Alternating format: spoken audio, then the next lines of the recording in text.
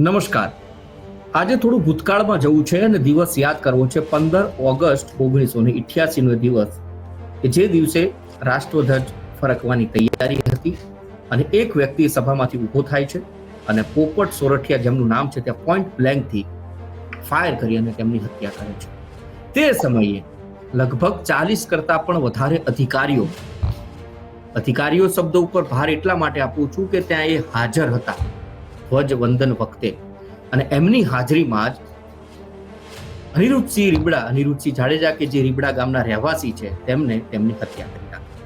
અને એને લઈને જ આજે હાઈકોર્ટમાં જે અરજી થઈ હતી તેના ઉપર આજે સુનાવણી થઈ અને હાઈકોર્ટ એવો આદેશ કર્યો છે અનિરુદ્ધસિંહ રીબડાને કે 4 હપ્તાની અંદર એટલે કે 4 સપ્તાહમાં તેમને હાજર થઈ જવું પડશે. એનું કારણ હતું કે તેમને સજા પડી હતી આજીવન કેદની. જોકે તેમના સારા વર્તનને લઈ જે તે સમયના અધિકારી હતા બીસ્ટ એમને રિહા કરી દીધા હતા, છૂટા કરી દીધા. પરંતુ હાઈકોર્ટનો આ ચુકાદો અને વાગોળ વચ્ચે વાત એ ભૂતકાળની કે ખરા અર્થમાં તે સમયે શું થયું હતું ને એ સમયે માહોલ શું હતો તેને લઈને જ વરિષ્ઠ પત્રકાર હેડલાઇનના ક્રાઇમ રિપોર્ટર છે અમારી સાથે બલરામ કારિયા સાહેબ. સ્વાગત છે આપનું ગુજરાત ફર્સ્ટના ડિજિટલ પ્લેટફોર્મ પર. નમસ્કાર સાહેબ.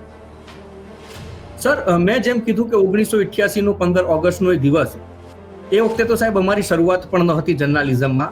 આપની પાસેથી જાણવું છે કે 40 જેટલા અધિકારીઓ ત્યાં બેઠા હોય, એક વ્યક્તિ હિંમત કરે અને પોઈન્ટ બ્લેન્ક થી જ્યાં ગોળીબારી થઈ જાય અને હત્યા કરી દેવામાં, માહોલ શું હતો ને એ વખતે આ કેસ કેટલો ચર્ચામાં આવ્યો? જોકે ત્યારે તો હું પણ અભ્યાસ કરતો હતો, બિલકુલ, પણ ચકચાર તો ખૂબ હતી. અને ત્યારનો સમય લ્યો કે આજનો સમય લ્યો, આટલા બધા સનદી અધિકારીઓ, નેતાઓ બધા બેઠા હોય, જેમાં મેજિસ્ટ્રેટ છે, કલેક્ટર છે, અને એની હાજરીમાં ધ્વજવંદનના કાર્યક્રમમાં ચાલુ ધારાસભ્યની હત્યા કરવી એ કોઈ ગાંધીમાના ખેલ નથી. કયા શેરી ગલીમાં થતી કોઈ અંગત અદાવતમાં કોઈને ચાકુ મારી દીધું હોય એવી હત્યા નહોતી. અને ત્યારે તો આટલી ગુનાખોરી પણ નહોતી, આવી હત્યાઓ થતી પણ નહીં. અમને જે સ્મૃતિમાં છે એ મુજબ આ હત્યા છે ને સૌરાષ્ટ્ર નહીં પણ ગુજરાત ભરના રાજકારણને તો ધ્રુજાવી જ દીધું હતું. બિલકુલ. અને જ્યારે કાયદાની જોગવાઈ મુજબ આટલા બધાની વચ્ચે હાજરી વચ્ચે જે હત્યા થાય છે તો નજરે જોનારાઓ અનેક લોકો હતા, જેમાં સાક્ષીઓમાં પણ લેવા આવ્યા હતા એ લોકોને. પણ કમનસીબી આપણી એ છે કે કેસ જ્યારે ચાલ્યો ત્યારે બધાની નજર ક્યાંક ધ્વજ ઉપર હતી, ક્યાંક બીજે હતી. ગોળી ચાલી કે જે થઈ એના તરફ નહોતી. જે તે સમયે આ કેસ ચાલ્યો. બનાવ બન્યો 1988 માં. 1994 માં પુરાવાના અભાવે અમને નિર્દોષ છોડવામાં આવે છે.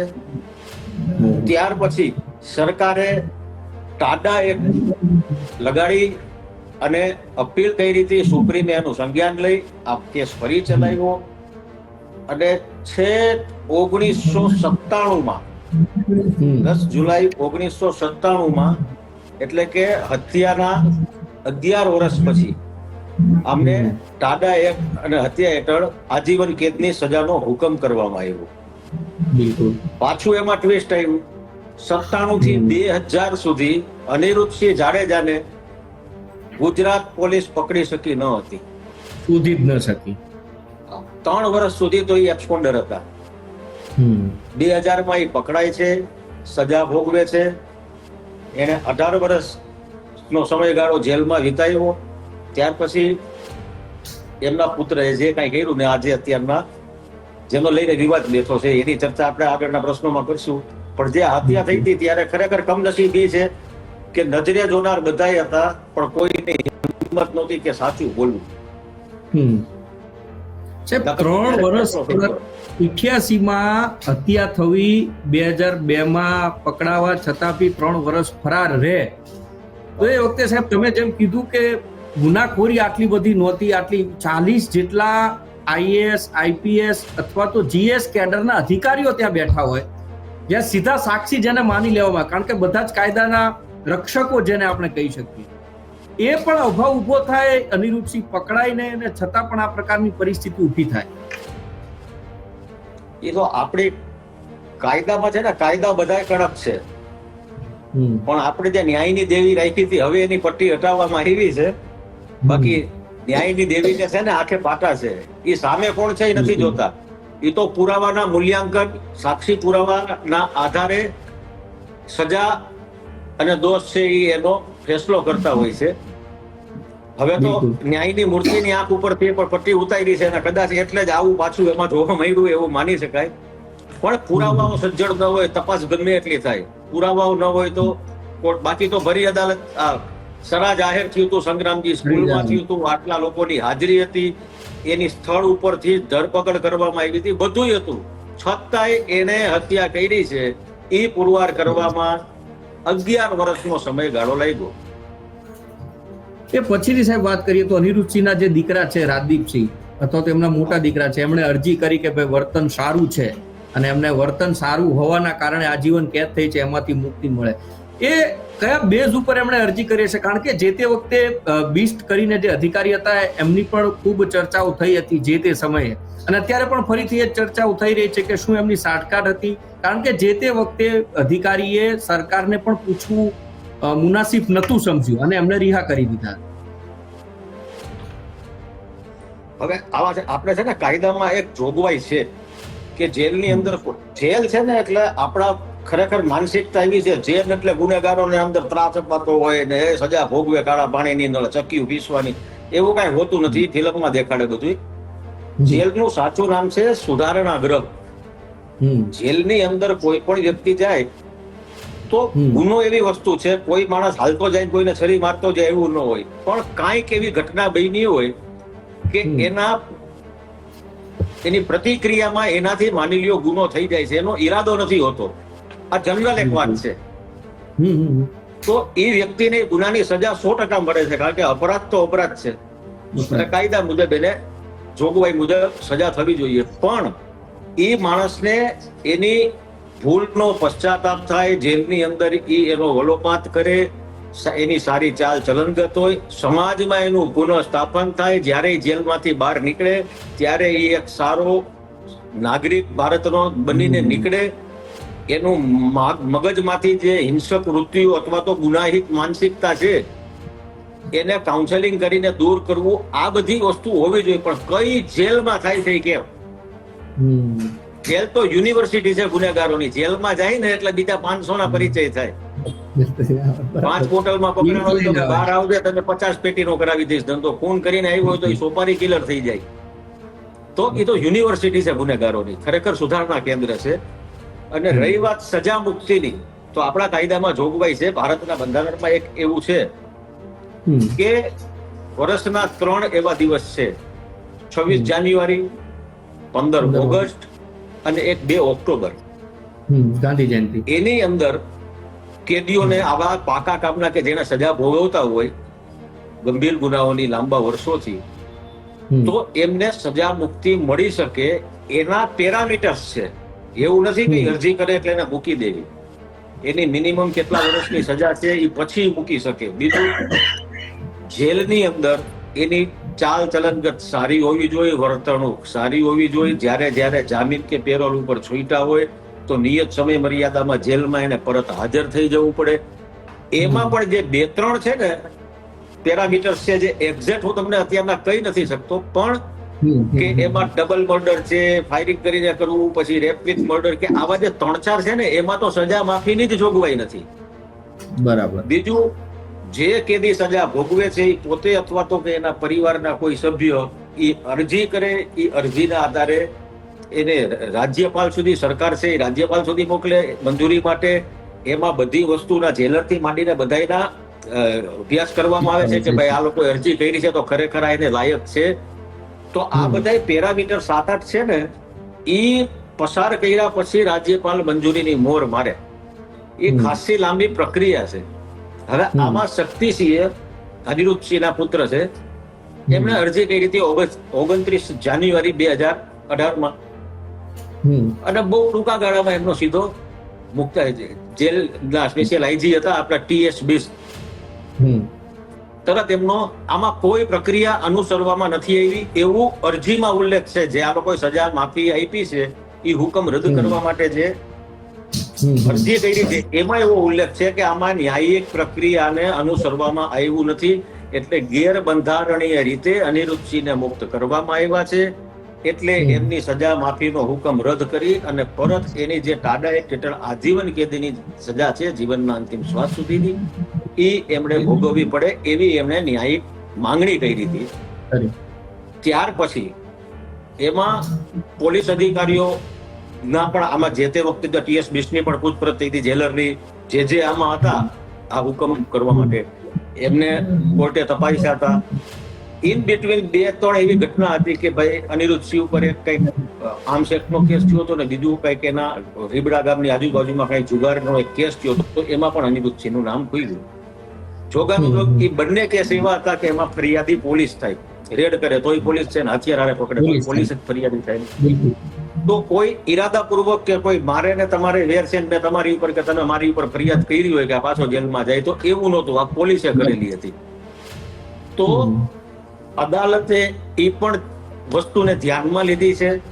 બીજું ક્યાંક તો આમાં ચૂક થઈ હતી હુકમમાં એવું સંજ્ઞાન લઈ અને પછી જે આ પોપટભાઈ સોરઠિયાના પૌત્ર છે હરેશભાઈ સોરઠિયા, એમની અરજીને ગ્રાહ્ય રાખી અને અનિરુદ્ધસિંહ જાડેજાની સજા માફીનો હુકમ રદ કર્યો છે. સાહેબ, આ તો હજી એક આપણે પ્રવિધાન છે કે અહીંયા નહીં તો બીજે, એટલે હજી દિલ્હી દરબાર એટલે કે સુપ્રીમ કોર્ટ છે, અનિરુદ્ધસિંહ શું ત્યાં થઈ શકે ખરા? અને 4 સપ્તાહનો સમય છે સાહેબ. મારા તમારા જેવાને બી 4 દિવસ આપો તો ક્યાંક ગાયબ થવું હોય તો વાર ન લાગે. અને આ તો એક મોટા ગજાના નેતા અને દબંગ જેને કહેવામાં આવે, તો સાહેબ 4 સપ્તાહ અને હજી સુપ્રીમ કોર્ટ. જેમ છે ને બધી જગ્યાએ મોંઘવારી છે ને, ન્યાયમાં મોંઘવારી બહુ નડે છે. તમે કે હું કદાચ નિર્દોષ હોઈએ એ સાબિત કરવા માટે જો આપણે સુપ્રીમ કોર્ટ જવું હોય તો આપણે સજા જ ભોગવવાનો વારો. હવે આપણે સુપ્રીમમાં ન જઈ શકીએ કારણ કે મહિનાના 30 દિવસ છે ને માંડ પૂરા થાય છે.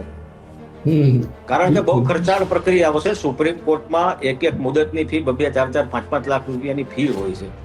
પણ ઈશ્વરની કૃપા છે આ લોકો ઉપર તો, બરાબર છે. એટલે એ લોકોને કઈ વાંધો નથી. એ શ્રેષ્ઠમાં શ્રેષ્ઠ વકીલોને હાયર કરી શકે છે. કાયદાની સાથે બહુ સારી રીતે એ લોકો જે લડત આપી શકે એમ છે. અને જો ભાઈ તો આપણું બંધારણ જ જોગવાઈ જ છે કે દરેકને પોતાનો બચાવ કરવાનો હક છે. દરેક ગુનામાં કોઈ પણ આરોપી હોય, આ તો અનિરુદ્ધસિંહની વાત છે, તકતો છે.